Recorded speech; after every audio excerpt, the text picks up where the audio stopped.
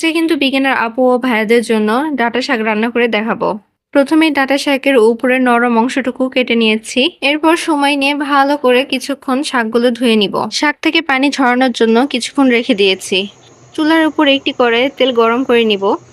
আপনারা এখানে সরিষার তেলও ব্যবহার করতে পারেন। গরম তেলের মধ্যে দিয়ে দিব 1 চা চামচ গোটা জিরা, পরিমাণ মতো কুচনো পেঁয়াজ। আমি এখানে 5 থেকে 6টি কাঁচা চেরা মরিচ দিয়েছি।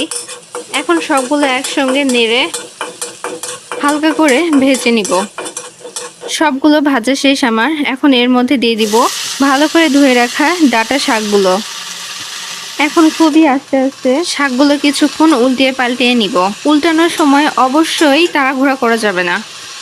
উল্টানো শেষ আমার। এখন একটি ঢাকনা দিয়ে কিছুক্ষণের জন্য রান্না করে নিব। 3 মিনিট রান্না করে শাকগুলো অনেকটাই সিদ্ধ হয়ে গিয়েছে। ডাঁটা শাকের মধ্যেও আমি আমার পরিমাণ মতো লবণ দিয়ে দিলাম।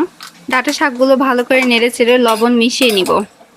ঢাকনা লাগিয়ে আবার কিছুক্ষণ রান্না করে নিব।